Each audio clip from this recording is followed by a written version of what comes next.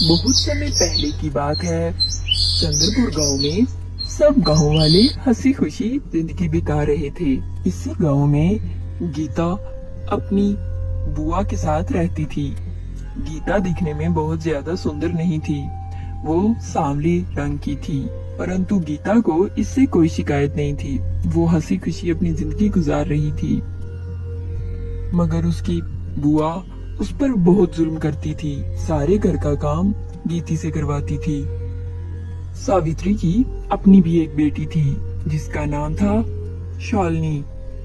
वो शालिनी से बहुत ज्यादा प्यार करती थी और उसे दुनिया की हर खुशी देती। माँ, मेरे स्कूल शूज बहुत पुराने हो गए हैं। क्यों ना मैं नए स्कूल शूज ले लूं? क्या कहती हैं आप माँ? अरे बेटी, आज तक तुमने जो कुछ मांगा है, कभी ऐसा हुआ है कि तुम्हें ना मिला हो? मेरे पास जो कुछ भी है, सभी कुछ तेरा ही है मेरा बेटा। वो इतनी बातें कर ही रही होती हैं, तभी वहाँ पर गीता आ जाती है। माँ, इसको देखो, ये क्या कहने आई हैं? बुआ, मेरा स्कूल बैग फट गया है और उसमें बुक्स नहीं रखनी होती। मेरी टीचर कह रही थी कि मुझे एक नए बैग की आवश्यकता है। आप प्लीज मुझे ले देंगी ना? अरे चुप करके वही पुराना बैग पहन कर जा, और ना चुप करके घर बैठ जा। तेरी ख्वाहिशें मैं पूरी नहीं कर सकती। माफ कीजिए बुआ, वो फट चुका है अब, वो मैं कैसे यूज कर सकती हूँ? उसमें अब बुक्स नहीं आती। अच्छा, मेरा दिमाग खाने की जरूरत नहीं है। कुछ भी करके ढूंढ लो अपने लिए बैग। मेरे पास कुछ नहीं है तुम्हारे लिए। ये सब सुनकर गीता बहुत उदास हो जाती है और वो अपनी बुआ की पुरानी सिलाई मशीन से अपने लिए बैग सिलाई करने लगती है। इसी तरह दिन गुजर रहे होते हैं और एक दिन, रुको शालिनी बहन, मैं भी तुम्हारे साथ चलती हूँ स्कूल। नहीं, तुम्हें कोई जरूरत नहीं है। मैं अकेली जाऊंगी, तुम्हें साथ में लेकर नहीं चल सकती। तुम्हारे काला होने की वजह से तुम्हारे साथ सब मेरा भी मजाक उड़ता है, इसलिए मैं तुम्हें साथ लेकर नहीं जाऊंगी। अकेली आ जाइयो। इस तरह शालिनी गीता को अपने साथ नहीं लेकर जाती। शालिनी गीता से थोड़ी बड़ी थी और वो जरा सीनियर क्लास में पढ़ती थी। तभी एक दिन क्लासरूम में गीता को उसके बैग से उसकी बॉल पॉइंट नहीं मिलती। वो बहुत ढूंढती है। वो टीचर के डर से जल्दी जल्दी शालिनी के क्लासरूम में चली जाती है और उसे जाकर कहती है, शालिनी बहन, तुम देखो ना तुम्हारे बैग में कहीं मेरी बॉल पॉइंट तो नहीं चली गई। कल घर में होमवर्क करते वक्त मुझे मेरी बॉल पॉइंट नहीं मिल रही और क्लास में टीचर भी आने वाली है। अरे, मेरे पास कोई तुम्हारी बॉल पॉइंट नहीं है। चलो निकलो यहाँ से। तुम्हारी काली शक्ल देख लेंगी सारी लड़कियाँ और मेरा मजाक बनाएंगी। जाओ यहाँ से। तभी उनकी सारी बातें शालिनी की एक फ्रेंड सुन लेती है और कहती है, अरे शालिनी, तुमने पहले तो कभी नहीं बताया कि तुम्हारी यहाँ पे एक और बहन भी पढ़ती है। तुम लोग तो बिल्कुल ऑपोजिट हो। तुम इतनी सफेद हो और ये काली रात है। भला ये कौन सा जोड़ है? अपनी दोस्तों की ये बातें सुनकर शालिनी को बहुत गुस्सा आ जाता है और वो गुस्से में गीता को थप्पड़ लगाती है। मनहूस लड़की, मिल गई तुझे तसल्ली। मेरी क्लास में मेरी दोस्तों के सामने इंसल्ट करवा के वो तो यही चाहती है कि मेरी इंसल्ट होती रहे हर जगह। दफा हो यहाँ से। अगर मेरा रंग काला है तो इसमें मेरी क्या गलती है? ये तो ऊपर वाले के काम है ना। और अगर मेरा मजाक बना रहे हैं वो लोग, मुझे काला कह रहे हैं, तो भला तुम्हें क्या तकलीफ हो रही है इससे? अगर मुझे पता होता कि तुम्हारी दोस्त इतनी बुरे और बदतमीज है तो मैं कभी भी तुम्हारी क्लास में आती ही ना। इतना बोलकर गीता वहां से चली जाती है। तभी छुट्टी होने पर दोनों बहनें घर जा रही होती हैं तो रास्ते में उन्हें एक जख्मी हालत में छोटी सी बिल्ली दिख जाती है। वहीं गीता बिल्ली को देखकर रुक जाती है। अरे, अब क्या हुआ? घर क्यों नहीं चल रही? जल्दी घर चलो, मैंने गेम देखनी है, मुझे देरी हो रही है। अरे वो देखो बिल्ली को शालिनी, उसको कितनी चोट आई है और उसको दर्द भी हो रहा है। आए तो इसमें देखना क्या है? मुझे तो पहले ही नजर आ रहा था। बहुत बदबू आ रही है, जल्दी चलो, मुझे इससे पहले कि उल्टी आ जाए। अरे कैसी हो तुम? ऐसे नहीं कहती शालिनी, देखो वो कितनी तकलीफ में है। अरे तुम्हारा तो ये खत्म ही नहीं होगा, हर टाइम तुम्हें दया करने की होती है। तुम यहाँ पे करती रहो जो तुमने करना है, मैं जा रही हूँ। मुझे वैसे भी गेम खेलने में देरी हो रही है, घर भी तो पहुंचना है। यहाँ ही वक्त सारा जाया करते रहे, यहाँ पे तो बहुत सारे जानवर गिरे पड़े होते हैं, सब के लिए रुकूंगी क्या? इतना कहकर शालिनी वहां से चली जाती है।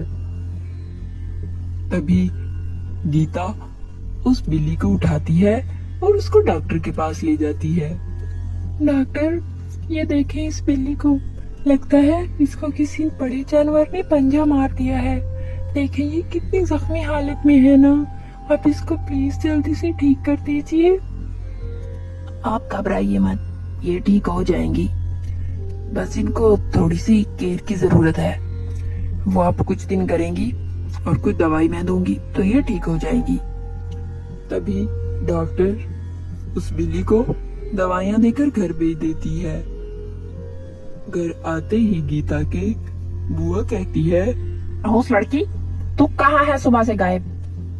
तुझे पता है तू पूरा 1 घंटा लेट आई है घर। मुझे मालूम है तू अपने उन्हीं गंदे गंदे दोस्तों के साथ खेलने चली गई होगी, और अपने कपड़े देख कितने गंदे हैं। ऐसे ही उसकी बुआ उस पर बहुत चिल्लाने लगती है, परंतु गीता उसको उस बिल्ली के बारे में नहीं बताती, क्योंकि वो जानती थी कि बुआ उस बिल्ली को घर में रखने की इजाजत नहीं देगी। ऐसे ही टाइम बीतता जाता है और गीता उस बिल्ली को बिल्कुल ठीक करके अपने कमरे में ही रख लेती है। वो रोज उसके साथ खेलती है और धीरे धीरे कुछ दिनों में वो बिल्ली बिल्कुल ठीक हो जाती है। तभी एक दिन उसकी बुआ कहती है, ए लड़की, बात सुन, एक बर्थडे पार्टी में हमें जाना है। मैं और शालिनी वहाँ चली जाएंगी, रात को हमें लेट हो जाएगी। तू कल का खाना खाकर सो जाए, हमारा इंतजार मत करती रही। बुआ, मुझे भी इतने दिनों से कहीं नहीं लेकर गए आप, मैं घर पे बोर हो जाती हूँ, मुझे भी बर्थडे पार्टी में ले चले। बर्थडे पार्टी में जाने के लिए शक्ल और कपड़े अच्छे होने जरूरी हैं, जो कि दोनों तेरे पास नहीं है। तू चुप करके घर बैठ, हो सकता है वहाँ पे किसी अच्छे लड़के का रिश्ता मिल जाए और मेरी शालिनी की वहाँ ही शादी हो जाए, मगर तुझे मैं लेकर गई तो मेरी बेटी का स्टेटस डाउन हो जाएगा। तू चुप करके घर ही रह और काम काज कर। ऐसे ही कुछ बातें करके शालिनी के साथ सावित्री चली जाती है। तभी गीता अपनी बिल्ली से बातें करते हुए बोलती है, केटो, तुम्हें पता है बुआ मुझे कभी भी किसी फंक्शन पे नहीं लेके जाती, क्योंकि मेरा रंग काला है। वो ये नहीं सोचती कि मेरा भी दिल करता है फंक्शन पे जाने का, मेरा भी दिल करता है अच्छे अच्छे कपड़े पहनने का, मगर वो तो समझती है कि मैं काली हूँ और मुझको घर ही रहना चाहिए। बर्थडे केक खाना, नए नए दोस्त बनाना, वहाँ पे अच्छे अच्छे लोगों से मिलना मेरा दिल करता है, मगर बुआ कभी भी नहीं मुझे कहीं लेकर जाती। उसकी ये सारी बातें सुनकर कैटो कमरे में दौड़ती हुई बाहर निकल जाती है। वहीं गीता भी उस कैटो के पीछे पीछे चली जाती है। दौड़ते दौड़ते वो जंगल के पार आ जाती है और वहाँ उसको एक बहुत बड़ा दरख्त नजर आता है, जिस पर बहुत ज्यादा सोने की लिपस्टिक, नेल पॉलिश और सारा सोने का जादुई मेकअप पड़ा लटका होता है। ये सब देखकर गीता बहुत हैरान होती है और बोलती है, अरे अरे कैटो, तुम मुझे कहाँ ले आई? ये तो बहुत ही बड़ा और जादुई किट का दरख्त है। भला भला तुम्हें कैसे पता कि ये यहाँ था? ये तो बहुत अच्छा है, मगर ये इतना सारा मेकअप मेरे किस काम का? लोग तो मुझे फिर भी कल्लू ही कहकर ही बुलाएंगे। गीता ऐसे बोल ही रही होती है, तभी उस दरख्त से आवाज आती है, गीता, तुम एक भाग्यशाली लड़की हो। मैं बरसों से यहाँ रहती हूँ, मगर आज तक ये दरख्त किसी को दिखाई नहीं दिया। तुम्हें दिखाई दिया है। तुम जरूर एक ईमानदार और साफ दिल लड़की हो, तभी तुम मुझे देख सकती हो। मुझे मालूम है तुम्हें सब काले रंग की वजह से बहुत परेशान करते हैं, तुम ये मेकअप ले लो। तुम जैसे ही ये मेकअप लगाओगी तो तुम एक सुंदर लड़की में बदल जाओगी। ये सारी बात सुनकर गीता जल्दी से वो मेकअप लगा लेती है। मेकअप मुंह पर लगाते ही वो एक बहुत ही सुंदर और सुशील लड़की में बदल जाती है। वो अपने ऊपर इतना खूबसूरत फ्रॉक देखकर हैरान रह जाती है। फिर वो खुशी से नाचते हुए उस दरख्त का धन्यवाद करती है और वहां से उसी बर्थडे पार्टी में चली जाती है। उसकी बुआ के दोस्त के बेटे की बर्थडे पार्टी बहुत ही सुंदर और शानदार थी, मगर गीता की सुंदरता उस पार्टी को चार चांद लगा रही थी। तभी अर्जुन की नजर गीता पर पड़ती है और वो उसको देखकर फौरन उसको पसंद कर लेता है। अर्जुन का दिल गीता पर आ चुका था और वो भरी महफिल में गीता को शादी के लिए प्रपोज करता है। अर्जुन, मैं तुम्हारी फीलिंग्स को समझ सकती हूँ, मगर इतना बड़ा फैसला मैं अपनी माँ से पूछे बगैर नहीं ले सकती। ये कहकर वो अपनी बुआ को बुलाती है। बुआ, मैं आपकी बेटी गीता हूँ। शायद आप मुझको पहचान ही नहीं पा रही। अगर आप मुझको इजाजत दें तो मैं अर्जुन को शादी के लिए हाँ बोल दूं। ये सब देखकर सावित्री को कुछ समझ नहीं आ रहा होता और वो जल्दी में गीता को हाँ बोल देती है। बस कुछ ही देर में पार्टी खत्म हो जाती है और सब लोग घर चले जाते हैं। माँ, कुछ समझ नहीं आ रही कि वो पार्टी में इतनी सुंदर लड़की कौन आ गई थी। अच्छा खासा वो मुझे पसंद कर रहा था अर्जुन। ये जाने मनहूस कौन थी। वो दोनों माँ बेटी आपस में बातें कर रही होती हैं। तभी वहाँ पर गीता आ जाती है। अरे माँ, यही है वो लड़की। इसी ने अर्जुन को अपने प्यार के जाल में फंसा लिया और मेरा अर्जुन छीन लिया मुझसे। मेरी शादी उससे होने वाली थी और ये मनहूस आ गई बीच में। क्यों रे, बताती क्यों नहीं है? कौन है तू और कहाँ से आई है? क्यों तूने मेरी बेटी की जिंदगी खराब की? अरे माँ, आप मुझको पहचान क्यों नहीं रही? मैं आपकी बेटी हूँ, मैं गीता हूँ। आप क्यों नहीं मुझे पहचान रही? ऐसे कहकर वो सारी बात अपनी बुआ को बताती है और ये सब सुनकर वो लोग हैरान रह जाती हैं। उसके जाने के बाद माँ, मैं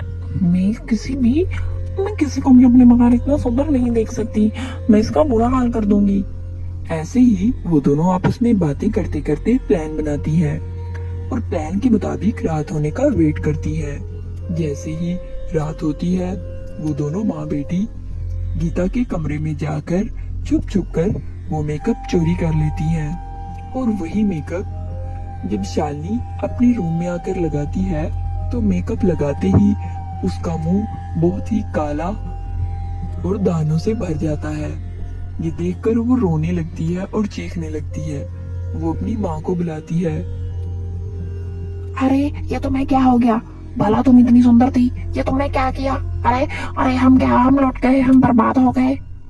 यही ऐसे ही वो चीखने चिल्लाने लगती है और उनको अपने किए की सजा मिल जाती है और शालिनी और उसकी माँ अपने किए पर बहुत शर्मिंदा होती हैं और पछताती हैं। वहीं दूसरी तरफ गीता हंसी खुशी अपनी जिंदगी गुजारने लगती है।